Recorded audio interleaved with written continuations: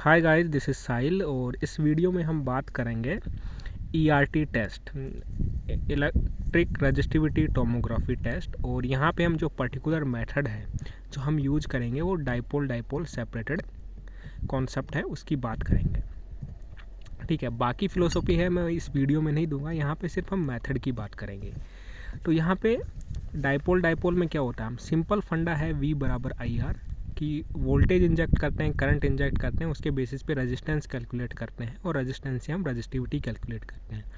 तो डाइपोल में क्या होता है, ये जो दो डाइपोल होते हैं, C1 C2 जो डाइपोल है उसको हम करंट इंजेक्टिंग बोलते हैं। P1 P2 होता है उसको पोटेंशियल इंजेक्टिंग बोलते हैं। ठीक है, तो यहाँ पे जो मेथड है इसमें क्या होता है, C1 C2 का जो डिस्टेंस होता है वो A है, तो P1 P2 का डिस्टेंस है वो भी A रहेगा, और इनके बीच का डिस्टेंस होता है वो NA, मतलब कि उसका 2 टाइम्स ले सकते हो आप, 3 टाइम्स ले सकते हो, 4 टाइम्स ले सकते हो। तो यहाँ पे हम प्रैक्टिकली क्या कर रहे हैं, डाइपोल टेस्ट हैं वो हम कर रहे हैं विद और एक्सपर्ट इन द डाइपोल, और हमारे एक्सपर्ट हैं यहाँ पे। तो ये प्रोसेस है। तो यहाँ पे देखो, डाइपोल को रखने के लिए हमने एक्सक्वेशन किया, छोटा सा गड्ढा है वो हमने कर दिया है। देखो एक सीक्वेंस में, तो हम कौन सा साउथ वेस्ट है उस टेक्निक में हम इसको फॉलो करवा रहे हैं। ठीक है, तो यहाँ पे हमने क्या किया है कि ये हमारी जो मशीन है, इसमें मैं थोड़ा सा ओपन करूँगा, थोड़ा हेल्प कीजिएगा। ये हमारी 2 लीड है, C1 C2, that is the current injector, और ये हमारे P1 P2 वोल्टेज इंजेक्टर है। और यहाँ पे हमारा जो रीडिंग आएगा किस में, रजिस्टिविटी मीटर है, ओम मीटर में आएगा। बेसिकली रेजिस्टेंस कैलकुलेट होता है, बट इसमें जो अंदर कैलकुलेशन है, मैकेनिज्म है, उसके बेसिस से जो हमारा आउटपुट है वो डिस्प्ले हो जाता है हमारी रजिस्टिविटी। ठीक है, यहाँ से हम प्रेस फॉर करंट, जब हम इंजेक्ट करते हैं यहाँ पे वोल्टेज है उसको ऑन ऑफ करते हैं, हम 2 डायरेक्शन में इसको कैलकुलेट करते हैं, डायरेक्ट डायरेक्शन और एक रिवर्स डायरेक्शन। ठीक है, हम स्पेसिंग है उसको हमने रखा है कि देखो स्पेसिंग में मैं आपको दिखा देता हूँ। तो इसको हम बंद कर देते हैं, अपनी मशीन है उसको, क्योंकि डस्ट पार्टिकल जाता है तो काफ़ी कॉस्टली मशीन है। ठीक है, तो स्पेसिंग की हम बात करें तो पहला जो स्पेसिंग है हम ले रहे हैं, यदि एक बार आप चेकलिस्ट देंगे तो जो चेकलिस्ट है हमने 0.5 मीटर रखा है। तो जो A की वैल्यू है वो हमारी A है, इसकी क्या है 0.5 है, तो 0.25। तो ये यहाँ पे देखेंगे ना, तो 25 सेंटीमीटर है उसका हमने यहाँ पे डेटा किया है। सेम में तो 25 है, 25 इधर से A हो गया, 25 इधर से, तो 2 इधर से भी हम करेंगे ना तो 25 हो जाएगा, तो दोनों मिला के क्या हो गया 50 हो गया। अब 50 क्या हो गया, NA की वैल्यू हो गई। तो हम जो यहाँ पे N की वैल्यू की, जो यहाँ NA की वैल्यू कितनी होगी, 50 सेंटीमीटर हो गया, मतलब कि 0.5 मीटर। तो A की वैल्यू कितनी होगी, क्योंकि N हमारे यहाँ पे 2 सेलेक्ट कर रखा है, तो A की वैल्यू 0.5 होगी। अब यहाँ से जो डाइपोल रखेंगे, यदि यहाँ पे हमने P1 रख दिया ना, ये हमारी टेक्नोलॉजी में P1 रख दिया, P1, तो जो P1 और P2 के बीच का डिस्टेंस कितना होगा, 25 आएगा। ठीक है, तो 25 यहाँ पे है और 25 यहाँ पे है, 50 यहाँ पे, तो P1 और P2 के बीच की डिस्टेंस कितनी आएगी, 25 सेंटीमीटर। सेम वे में हम C1 और C2 को डाइपोल वो पुट करेंगे। ठीक है, बाकी हम वीडियो जब अरेंजमेंट करेंगे तब हम आपको दिखाएंगे, अभी हम होल्ड करते हैं इसको कुछ समय के लिए। P1 P2 का और C1 C2 का रिप्लेसमेंट, जो प्लेसमेंट है वो करके हम दिखा देंगे। तो यहाँ पे ये जो पुली सिस्टम है इसमें क्या होना, केबल रखा होता है, केबल की हेल्प से हम डाइपोल है उसको डिस्टेंस पे है वो प्लेस करते जाते हैं।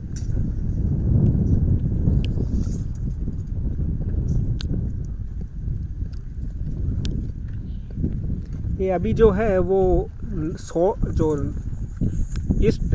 साउथ नॉर्थ है उसका कॉन्फ़िगरेशन जा रहा है। तो हम 10 डायरेक्शन से उसमें डाटा लेते हैं, east west north south, north east south west. Same way में साउथ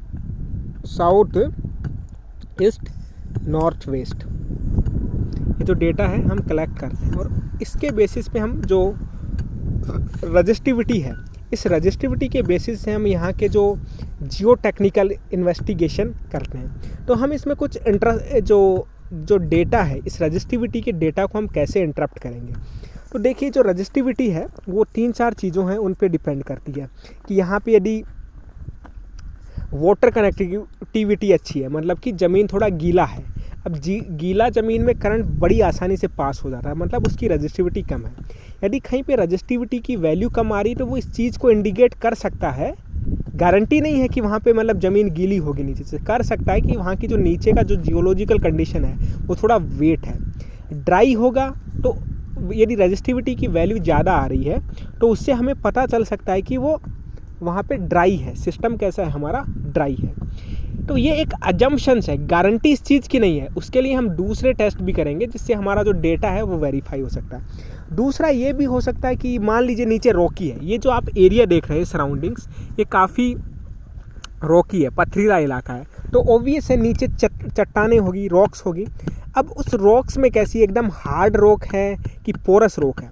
अब पोरस रॉक होगी और थोड़ा पानी का फ्लो होगा तो रजिस्टिविटी कम आएगी, ऑब्वियस है, क्योंकि जहाँ पे मिनरल्स या फिर आयंस रहेंगे तो रजिस्टिविटी कम हो जाती है। तो पोरस है तो रजिस्टिविटी कम है, तो रजिस्टिविटी कम होना इस चीज़ को इंडिकेट करेगा कि हाँ हो सकता है वहाँ पे पोरोसिटी हो सकती है, ठीक है। इसके अलावा हो सकता है, मान लीजिए हम ये 6-7 दिशाएं मैंने बताई कि नॉर्थ ईस्ट साउथ वेस्ट, ये सब क्यों कर रहे हैं, तो इसका एक कॉन्सेप्ट ये भी होता है। मान लीजिए हम साउथ नॉर्थ करते हैं, नॉर्थ साउथ साउथ नॉर्थ करते हैं, वैल्यू चेक करते हैं, और एक हम ईस्ट वेस्ट की जो वैल्यू है चेक करते हैं। मान लीजिए साउथ और नॉर्थ की रजिस्टिविटी की वैल्यू ज़्यादा आ रही है और ईस्ट और वेस्ट की जो रजिस्टिविटी है उसकी वैल्यू कम आ रही है, तो इस चीज़ को वो इंडिकेट करता है कि कहीं ना कहीं जो मिनरल्स का फ्लो है, वाटर का फ्लो हो सकता है, कौन से, जिसमें रजिस्टिविटी कम आ रही है जिस डायरेक्शन में, और जिस डायरेक्शन में रजिस्टिविटी आ रहा है कि उसमें कोई फ्लो नहीं है, कॉन्टामिनेटेड नहीं है, पार्टिकल्स एक दूसरे में ऐसा टच नहीं है, कोई बेड नहीं है नीचे, वाटर बेड नहीं है, ठीक है। तो ये कुछ डेटा है जिसको हम इंटरप्ट करते हैं। अब ये डेटा कहाँ पे यूज होगा अपने को, ये जो डेटा है अपने को यूज होगा प्लांट की रजिस्टिविटी को डिफाइन करने के लिए, कि प्लांट का जो इलेक्ट्रिकल रेजिस्टेंस है ना,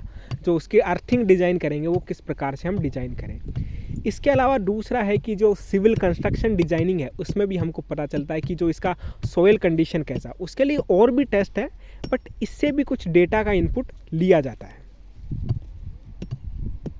ठीक है। अभी मैं आपको इलेक्ट्रोड्स और वो भी दिखा देता हूँ थोड़ी देर में। So guys welcome back. ये जो डिवाइस था अपना मैंने दिखाया था, ये वाला जो करंट और वोल्टेज इंजेक्टर, ठीक है, उसको पावर कहाँ से मिलती है, तो पावर हम डीसी वोल्टेज है वो यूज कर सकते हैं। तो डीसी वोल्टेज होता है वो, इसमें एक बैटरी रखा हुआ है, इस बैटरी है उससे हम डीसी वोल्टेज हम देंगे, ठीक है, कनेक्ट करके, ठीक है। और कई बार क्या होता है कि हम यदि सिस्टम इनबिल्ट सिस्टम में क्या होता है कि वो इलेक्ट्रिक जनरेटर छोटा रखा होता है, तो लो वोल्टेज एसी है वो भी हम यूज कर सकते हैं, ठीक है। अब हम इलेक्ट्रोड की बात करें तो ये हमारे इलेक्ट्रोड्स हैं, तो कॉपर ये है, इसमें ये है जो कॉपर है और इसमें ये रख दिया तो इलेक्ट्रोड बन गया। अब नीचे इसके अंदर इलेक्ट्रोलाइट भी हमको डालना पड़ेगा, तो जिंक फॉस्फेट जिसको हम नीला थोड़ा बोलते हैं वो इसमें हम डाल के रख दिया। यहाँ पे क्या किया, इसको इसमें रख दिया, ठीक है। तो ये क्या हो गया, डिस्टेंस 0.5 है। यहाँ पे हम दूसरा इलेक्ट्रोड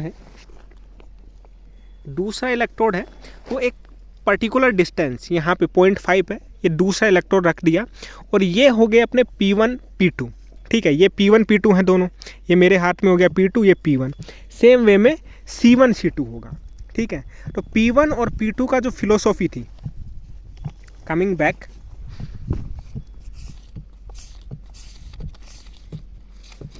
कहाँ पे गया, एक मिनट। तो ये जो C1 C2 P1 P2 इनके बीच की डिस्टेंस A रहेगी, और इनके जो C2 P1 के बीच की डिस्टेंस NA रहेगी। N एक फैक्टर लेके चलते हैं आप, 1 2 3 4 5 कुछ कितना भी ले सकते हैं, ठीक है, ओके। तो यहाँ से P1 P2 C1 और C1 C2 से करंट इंजेक्ट करेंगे, P1 P2 से वोल्टेज, और यहाँ से हमें रजिस्टिविटी की वैल्यू मिल जाएगी। तो जो ERT टेस्ट का जो कॉन्सेप्ट है, जो फिलोसॉफी है, वो हम डिस्कस कर चुके हैं। Hope guys you enjoy this practical video, and don't forget to like, hit the like button and subscribe button. Take care, bye bye.